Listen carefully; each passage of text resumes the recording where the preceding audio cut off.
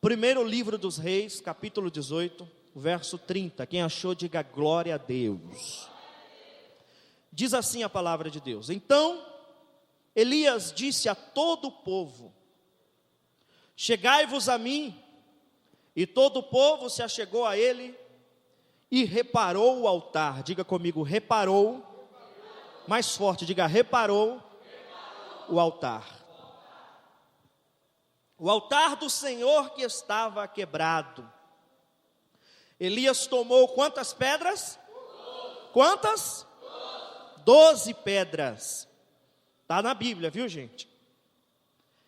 Elias tomou 12 pedras, conforme o número das tribos dos filhos de Jacó, ao qual veio a palavra do Senhor dizendo: Israel será o teu nome.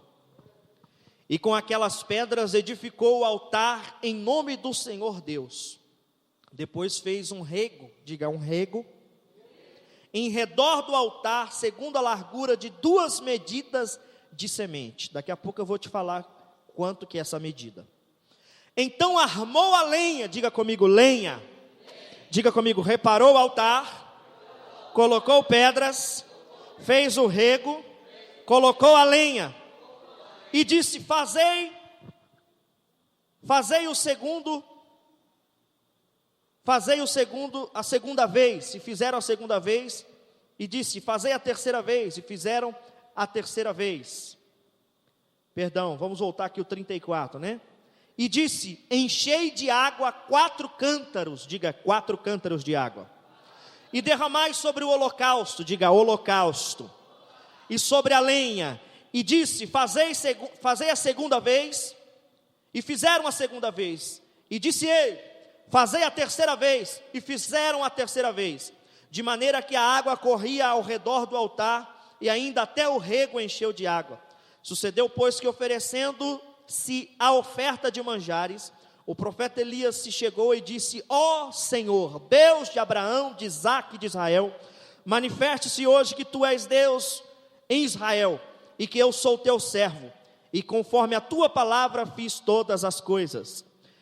E responde-me, Senhor, responde-me, para que este povo conheça que tu és Deus, e que tu fizestes tornar o seu coração para trás. Toda a igreja, o verso 38, para a gente encerrar a parte B, parte A do versículo, vamos lá?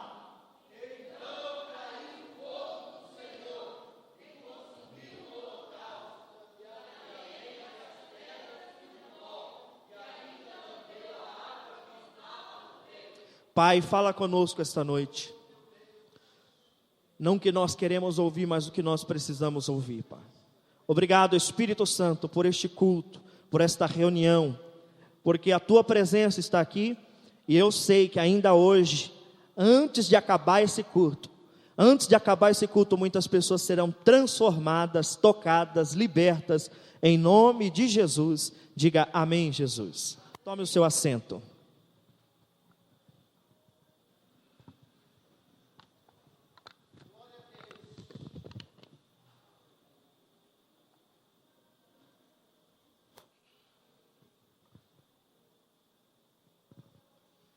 Um dos momentos mais críticos da história de Israel foi esse momento aonde se manifestou o poder de Deus através do profeta Elias. Nunca se viu em Israel tanta idolatria, nunca se viu em Israel tanta adoração a outros deuses, orgias. E o povo de Israel se corrompeu. O pecado sobressaiu no meio desse povo chamado povo de Israel, o povo escolhido de Deus. Parecia até que Deus havia esquecido do povo. Parecia até que Deus não estava se importando com esse povo. Parecia até que Deus não estava, pastor Oscar, se importando ou não estava vendo o pecado desse povo. Só parecia. Mas ele estava vendo sim, ele estava apenas esperando o momento certo para agir. Diga glória a Deus.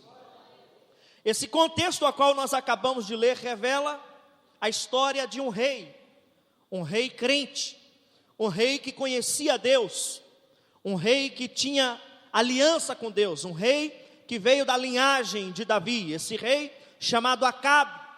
Esse rei então se casa com a Jezabel. Todos vocês, conhecedores de Bíblia, sabem disso. Ele se casa com a Jezabel, e essa mulher chamada Jezabel, ela introduz o culto ao Deus Baal. Ela introduz em Israel a idolatria. Ela introduz no meio do povo de Deus imagens, miticismo. Essa mulher chamada Jezabel, ela implanta um novo Deus para Israel, um novo Senhor. Lembrando, Senhor com S minúsculo, porque Senhor com S maiúsculo só tem um, que é o Criador dos céus, da terra e do universo. Diga glória a Deus. Esse Deus Baal, ele era o Deus da fertilidade. Diga comigo, Deus da fertilidade. Era considerado o Deus que fazia brotar da terra. Era o Deus considerado da fertilidade, porque segundo esses adoradores de Baal, era esse Deus que fazia chover sobre a terra. Era esse Deus que fazia as mulheres dar à luz. Esse Deus chamado Baal, conhecido como Deus da fertilidade, era o Deus que foi adorado por Israel, e o Deus dos deuses, o Senhor dos senhores, foi esquecido, deixado de lado. E o culto a esse Deus Baal eram verdadeiras orgias. Se você estudar a Bíblia, você vai ver que era uma bagunça esse culto ao Deus Baal. E nessa época, aonde se introduziu o culto a Baal, a profetisa, a sacerdotisa chamada Jezabel, ela então compra os profetas da época, ela compra eles, coloca eles para comer na mesa de Jezabel, na mesa do rei. Ela paga os profetas. Por quê, pastor? Porque ela queria que os profetas profetizassem somente aquilo que era favorável a ela. E se vocês pararem para ver hoje como estão, muitos profetas estão se vendendo, muitos profetas estão sendo comprados. Graças a Deus que aqui nesse altar eu subo e não subo para pregar para agradar você. Graças a Deus que aqui nesse altar eu subo e não subo aqui para ganhar a sua amizade, para ganhar o seu amor. Não, eu subo aqui para pregar o que Deus manda, doa quem doer, goste quem gostar. Mas nessa época aqui, os profetas haviam sido comprados, e eles estavam sentados na mesa de Jezabel, comendo na mesa de Jezabel. Profetas que se venderam, profetas que perderam o compromisso com a palavra, profetas que perderam o compromisso com Deus, e agora estava profetizando somente aquilo que a Jezabel queria que eles profetizassem. Deixa eu falar com os homens e mulheres de Deus aqui presentes, que Deus te levantou como profeta, como profetisa, e você não tem compromisso com o sistema, você não tem compromisso com o homem, você tem compromisso com Deus. E se Deus mandar você abrir a boca e falar, fale, porque Ele assina embaixo. Diga glória a Deus. Mas a Bíblia diz que havia 7.000 profetas. Diga comigo, 7.000. 7.000 profetas que não se dobraram diante de Baal, que não se venderam para Jezabel. Haviam 7.000 profetas fiéis, profetas que não faltavam na Santa Ceia, profetas que não faltavam no culto, profetas que não faltavam na escola bíblica dominical. Esses profetas fiéis, esses profetas não se venderam. Havia 7.000 profetas, mas a história nos diz que Deus olha para estes 7.000 profetas. Deus olha, diga Deus olha, Deus vê, Deus enxerga. Deus olha para esses 7.000 profetas que não se dobraram, que não se venderam, que não se renderam, porém se esconderam. Diga, se esconderam, se acovardaram. Deus não tem compromisso com covarde. O que foi que ele disse para Gideão? Gideão, diga aos covardes que voltem. Deus só tem compromisso com homem e mulher de Deus corajoso e corajosa. Deus olha para esses 7.000 profetas que não se venderam, mas porém não se posicionaram. Não se posicionaram como profetas de Deus. Fala para essa pessoa do seu lado, você precisa se posicionar nesta noite. Fala como profeta de Deus e diga para ele, você precisa se posicionar nesta noite. Deus Deus olha para os 7.000 profetas, e ele diz, está chegando a hora de eu agir, está chegando a hora de eu mudar essa história. Mas ele olha para os 7.000 profetas e não encontra um com coragem para enfrentar Jezabel e Acabe. A Bíblia diz então que Deus levanta Elias, diga Elias. Não há muito na Bíblia sobre a genealogia de Elias, a Bíblia só diz que ele era de Tisbe. Não há muito. Então Deus levanta do anonimato um homem chamado Elias. Eu volto um pouco na história e imagino o dia em que a mãe de Elias deu à luz a Elias, pastor Ed. Quando a mãe de Elias deu à luz a Elias, Elias nasceu no momento onde o Deus Baal estava sendo adorado. Se você está me entendendo, diga glória a Deus. E quando esse menino Elias nasce, o pai olha para o seu filho e diz assim: esse meu filho vai chamar Elias. Elias vem do termo hebraico Eliahu. Sabe o que quer dizer? Só o Senhor é Deus. Então quando a mãe de Elias dá a luz a Elias, o pai de Elias diz: esse menino vai se chamar Só o Senhor é Deus. Você vai entender o porquê desse nome lá na frente. Lá na frente. Deus levanta esse Elias do anonimato. Ele era um Zé Ninguém. Pastor, o que o senhor está querendo dizer com isso? Se os 7.000 que tinha conhecimento, que tinha uma genealogia, não quer, Deus levanta quem não quer. Preste atenção no que eu vou te dizer. Se você não se posicionar como homem de Deus, como mulher de Deus, e não fazer aquilo que Deus te chamou para fazer, Deus vai levantar do anonimato alguém para colocar no teu lugar e fazer aquilo que você não pode fazer. Foi isso que Deus fez.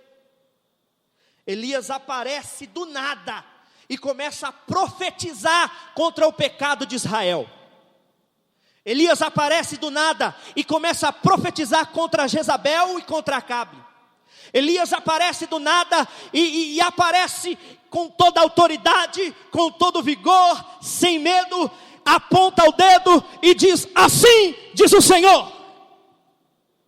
O profeta Elias, ele afronta o rei Acabe, porque ele é uma representativa do próprio Deus. Deus estava pronto para mudar a história de Israel, e para isso ele precisava levantar um profeta. Diga glória a Deus. Todas as vezes que Deus queria mudar alguma história, ele levantava um homem. Não foi assim? Quando ele olhou para a terra e viu que todos estavam corrompidos, ele disse: eu vou levantar Noé. Foi ou não foi? Não foi assim quando o povo estava escravo lá no Egito? Ele disse: eu vou levantar Moisés. E nesta noite Deus está mandando eu te dizer que no meio desta corrupção, no meio dessa bagunça, onde muitos crentes estão se rendendo ao sistema de Baal, Deus vai levantar você para mudar essa história. Só meia dúzia entendeu, mas tá bom. A minha pergunta quando eu estava lendo esse texto: por que Elias se tinha 7.000? Por quê? Por que Deus não levantou um dos 7.000? Por que Elias? Cadê a coragem dos 7.000 para apontar o pecado do povo? Aí que está, gente. Hoje em dia, eu estava falando com o pastor esses dias, a gente precisa tomar cuidado, porque às vezes a gente sobe no púlpito e o povo começa a reger aquilo que a gente tem que pregar. Tem muitos homens de Deus que colocaram tapão na sua boca, porque ele não pode pregar sobre infidelidade no casamento, porque tem um casal que é um dizimista muito bom e está traindo a mulher, e se ele pregar isso, é perigoso o cara sair da igreja. Ele não pode pregar sobre algumas outras coisas, alguns temas. Por quê? Porque senão fulano não vai gostar, Beltrano não vai gostar. Então o que eles preferem? Pregar aquela palavrinha light, que Deus vai dar carro, que Deus vai dar casa, continue assim, que Deus é contigo, porque a igreja se mantém cheia. E o profeta que não tem coragem, ele não prega a verdade, ele não prega o que Deus quer. Mas aqui tem homem de Deus, e sempre que precisar nesse altar, nós vamos apontar o pecado, para que Deus possa te ajudar e te levantar. Por que Elias? Porque Elias estava decidido a confrontar o pecado do povo. Ei, psiu, olha aqui para mim. Eu estou aqui para confrontar você nessa noite. Eu estou aqui como profeta de Deus para confrontar você nessa noite. Não foi isso que Elias disse para o povo de Israel? Até quando vocês vão ficar aí em dois pensamentos? Até quando? Você vai ficar aí indeciso, sem saber o que fazer? Eu sou o profeta de Deus aqui nesta noite, e eu vim dizer para você: até quando você vai ficar se sujeitando a esse sistema de Baal? Até quando você vai deixar esse Deus Baal dominar as tuas finanças, dominar o teu casamento, dominar a sua vida sentimental? Você precisa fazer como Elias, se levantar e confrontar nesta noite. Até quando você vai ser conveniente com os erros, com os pecados?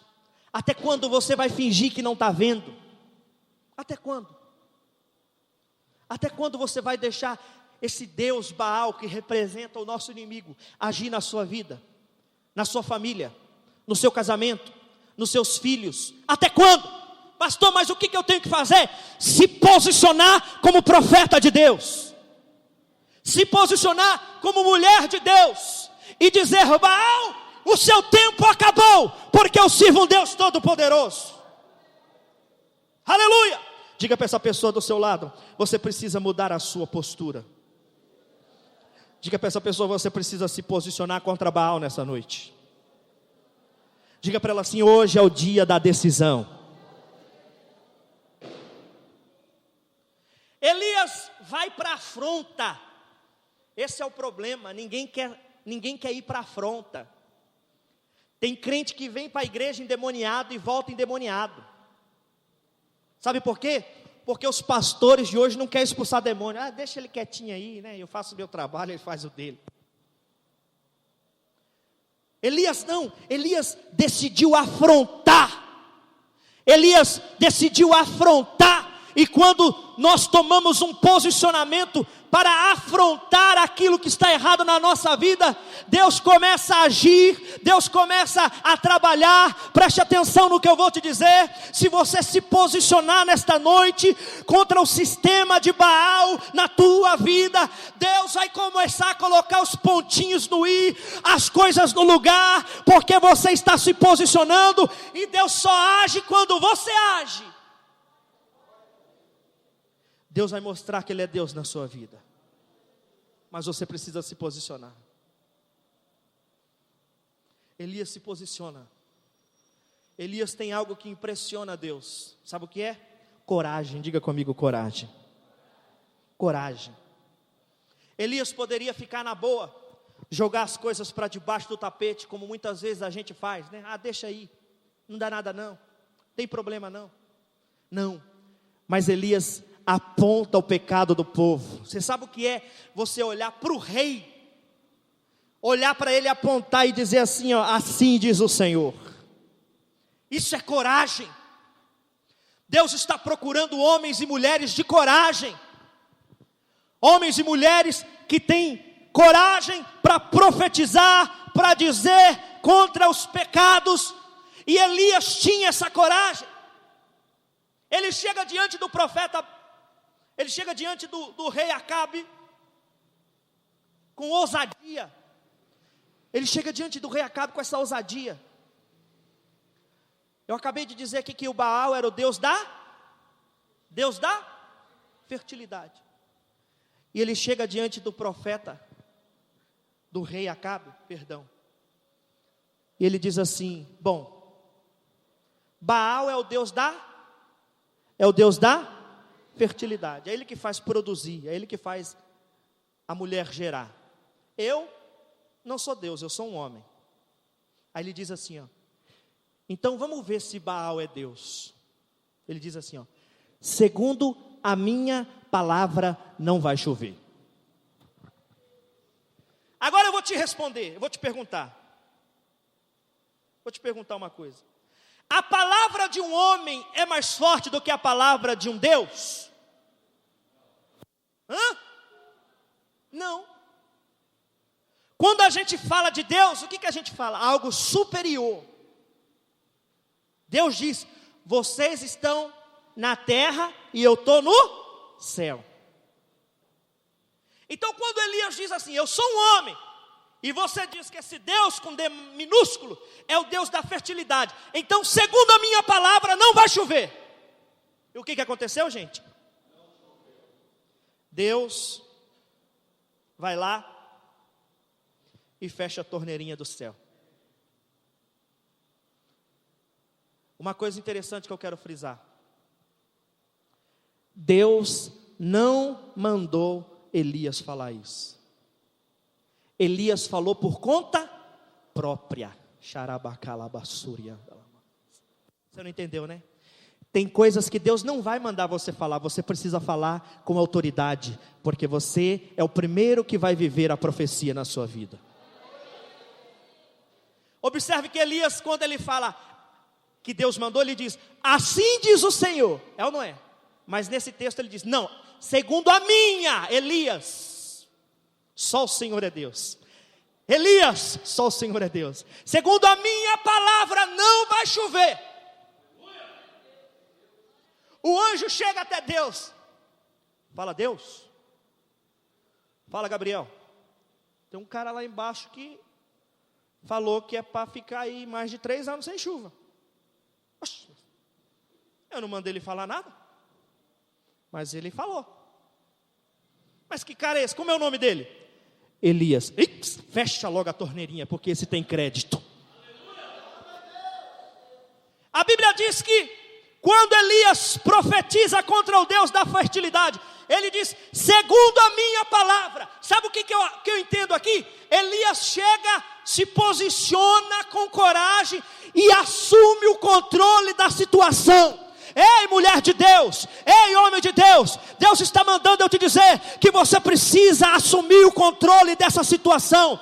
Você precisa assumir o controle da tua casa, você precisa assumir o controle da tua vida, porque quando você se posicionar e profetizar, Deus vai assinar embaixo e vai dar resposta. Claro que tudo isso fazia parte do processo de Deus. A nossa vida ela é regida por processo, sabia disso? Tudo tem um processo. Tudo tem um processo, né? E quando Elias assume esse posicionamento, quando Elias assume o controle da situação, quando Elias se posiciona e fala, a partir de hoje, Baal não manda mais aqui, quem manda é o Deus Todo-Poderoso, então não vai chover. Não vai chover. Ele assumiu o controle. Diga para essa pessoa, você precisa dar início ao processo de Deus. Deus não vai fazer aquilo que é para você fazer. Não vai. Deus não vai fazer o que é para você fazer. Você precisa dar o início. Pastor, não estou entendendo. Que negócio é esse? Que início é esse? Se posicionar como mulher de Deus, como homem de Deus. Se posicionar e dizer, ei Satanás, espírito da miséria, da pobreza, da dívida, do cigarro, da maconha, das drogas, em nome de Jesus eu me posiciono contra você nessa noite. Sai da minha casa, sai da minha família, sai dos filhos, sai do casamento, porque quando você se posicionar, quando você agir, Deus age lá no céu. Você precisa agir aqui embaixo, para Deus agir lá em cima. Aleluia. Aleluia. Quando Elias faz isso, ele profetiza. Quem profetizou, gente? Quem profetizou? Ele disse o quê? Que não ia chover. Quando ele profetiza, pastor, que não vai chover, quem é o primeiro a viver a profecia na vida dele? Ele mesmo. Ele é o primeiro a viver. Você está me entendendo? Diga glória a Deus. Elias disse: não vai chover. Ele é o primeiro a viver o peso da sua profecia. Ele é o primeiro. Observe o texto. Você vai ver que Elias também ficou com sede. Porque chegou um momento que o ribeiro do Querite secou. E aí, ele está vivendo aquilo que ele profetizou. Então preste atenção no que eu vou te dizer. Quando você começar a abrir a boca para profetizar, você será o primeiro a viver as profecias de Deus na sua vida. Ele profetiza. A Bíblia diz que depois da palavra do profeta, o céu fechou. Não houve chuva, a terra ficou seca, houve fome, tinha dinheiro, tinha ouro, tinha prata, mas não tinha comida para comprar porque a terra não produzia. Os animais morreram, houve uma escassez. Elias está vivendo agora o peso da sua profecia, mas preste atenção, eu não vi Elias morrer de sede, eu não vi Elias morrer de fome. Sabe por quê? Porque no meio da escassez, Deus cuidou do profeta. Então preste atenção, não tenha medo de profetizar, mesmo que a sua profecia possa causar uma revolução na tua casa. Deus está dizendo: eu vou manter você, eu vou cuidar de você, eu vou proteger você, porque o peso da palavra tem que se cumprir. A Bíblia diz que Elias profetiza, no capítulo 17, ele profetiza e some. Diga: Elias some. Ele profetizou, olha, pastor Oscar, ele aparece do nada, profetiza e some. Eu imagino os cartazes, porque muita gente começou a passar fome, Moisés. Quem era o culpado dessa escassez? Na cabeça do povo era Elias. Mas o culpado da escassez era o pecado do povo. Então, automaticamente, o povo começou a pegar raiva e ódio de Elias. Ele disse: nós temos que pegar Elias, nós temos que matar Elias, porque ele jogou um feitiço aqui, ele falou e a gente está vivendo essa miséria por causa do Elias. Por isso que Elias se esconde. A Bíblia diz que Elias se esconde.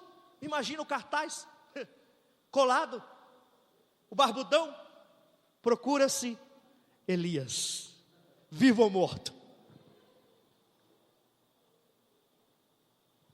É assim, irmãos. Profeta não fala o que o povo quer ouvir, profeta fala o que Deus manda falar. Eu sei de muitas pessoas que já congregaram com nós, já fizeram parte dessa igreja, mas foi confrontado aqui nesse altar e hoje não estão mais aqui. E você procura essas pessoas, quem é o culpado? É o pastor Júnior, que ele falou lá uns negócios lá, que eu não gostei, mas não é. A culpa não é do profeta, a culpa é que o povo não quer mudar o posicionamento. E Elias, ele profetiza e some, porque ele começou a incomodar, e todos que têm uma palavra vinda de Deus incomoda. Ele some. A Bíblia diz que Elias vai para o ribeiro de Querite. Diga comigo, Querite. Eu pesquisei sobre a palavra Querite. A palavra Querite, ela tem dois significados. Primeiro, diga cortar. Segundo, deixar no tamanho certo. Então, quando Deus tira Elias de cena e manda Elias para o Querite, ele agora vai podar Elias, ele agora vai cortar Elias, ele agora vai deixar Elias do tamanho certo, do jeito certo. Por quê, pastor? Porque ainda estava vindo um grande desafio e Elias precisava se preparar. Eu venho aqui como profeta de Deus para dizer para você que você precisa se preparar, porque depois de hoje vai ter resposta de oração.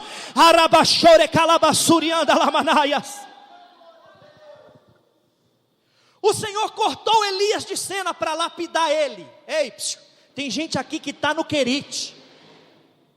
O Espírito Santo me fala que tem gente aqui que está no querite. É no querite que Deus só dá o suficiente. Você não está morrendo de fome, mas só tem o suficiente. Você não está naquela prosperidade, mas só tem o suficiente. É o querite. Deus está dizendo para você, presta atenção, olha o que eu estou dizendo para você.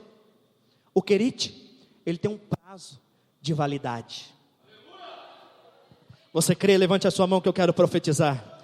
Hoje é o último dia que você está passando, vivendo nesse querite. Se você tem fé, então chacoalhe a sua mão e diga: adeus, querite. Deus vai te colocar em um grande desafio, meu irmão. Ei, quando eu estava preparando essa mensagem, o Espírito Santo falou comigo: ei, Juninho. Só Deus me chama de Juninho, viu, gente? Ele falou assim: tem algumas pessoas que eu vou colocar por esses dias em grande desafio. Você vai ser desafiado, desafiada. Mas Deus está dizendo para você: seja forte, corajosa, corajoso, porque eu serei contigo. Elias some. E no capítulo 18, Elias se apresenta diante de Acabe novamente. Depois de 3 anos e meio, mais ou menos. Elias aparece para o grande desafio. É aqui que eu começo a pregar, tá, gente? Elias aparece para o grande desafio. Diga para essa pessoa do seu lado: você está pronto para o desafio?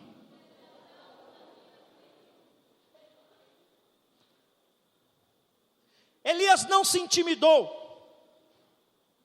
Quero lembrar aos senhores que Elias estava sendo procurado.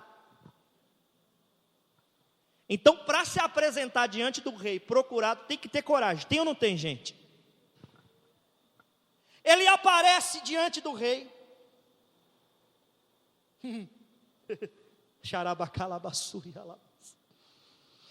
Deus está dizendo para você não ter medo. O Espírito Santo está mandando eu insistir aqui nisso. Está vindo um grande desafio para você, e Deus está dizendo para você não ter medo. Ele pode até rugir como leão, mas ele é um cachorro vira-lata e banguelo. O Deus que você serve é maior. Vamos para a matemática? Diga comigo assim: 450 mais 400 é igual? É igual? Quanto? Então, de um lado havia 850 profetas, 450 de Baal, 400 de Azera. E do outro lado, quantos? 1. Olha a matemática que eu fiz. Diga comigo assim: 850 contra 1, com coragem, é igual fogo descendo do céu. Você não entendeu, era para você ter dado glória. Eu vou repetir: 850 contra 1 com coragem é igual a fogo descendo do céu. Elias chega para o grande desafio no Monte Carmelo. Vocês são conhecedores, sabem dessa história, eu não vou me aprofundar nisso. Você sabe que ele desafiou. Ele disse: se Deus é Deus, se o seu Deus é Deus, ele vai responder com fogo. Se o meu Deus é Deus, ele vai responder com fogo, né? E ele chega no Monte Carmelo, e ele olha e vê que o altar de Deus está desativado. Havia um altar lá no Monte Carmelo. Um altar onde se fazia sacrifícios contínuos. Mas agora, por causa dessa adoração a Baal, não havia mais sacrifícios naquele lugar. Então, o altar de Deus estava desativado, empoeirado. Elias levanta um pouco o seu rosto e observa que lá na frente havia outro altar. Um altar bonito, arrumado, ajeitado, que era o altar de Baal. A Bíblia diz que Elias, ele pede para o povo de Baal, os profetas de Baal, clamarem ao seu Deus. E eles clamam, clamam, clamam. Dá meio-dia, eles estão lá clamando, e nada acontece. Vocês sabem da história. Elias então começa a dizer: chama mais alto, porque talvez eles podem estar dormindo, ou passeou, ou saiu para viajar, mas ele não responde. Eles se cortam, a história diz que eles se cortam, para chamar a atenção do seu Deus Baal, mas nada acontece. Chega a hora do Elias. Elias estava disposto a provocar um milagre. Gente, ei, olha aqui para mim. Milagre só acontece na vida de quem provoca milagre. Não fica você esperando que se você não provocar, não se posicionar, vai acontecer? Vai não. Vai não. Milagre se provoca, diga comigo, milagre se provoca. Milagre é uma ação do sobrenatural no natural, milagre não se explica. Elias, ele fala para o povo assim: olha, vamos pedir fogo. Outra coisa que me chamou a atenção, um mistério aqui profundo. E Elias orou para não chover. O que aconteceu? Não choveu. Mas agora, Elias, no seu desafio, ele fala assim: o Deus que responder com é... O povo precisava de fogo ou o povo precisava de água? Depois o Elias sobe no monte, coloca a sua cabeça entre os joelhos e ora pedindo chuva. Mas agora Elias está pedindo fogo. Mas o que o povo precisava era de água. Eu fiquei olhando isso, eu falei: por que Elias já não pediu água?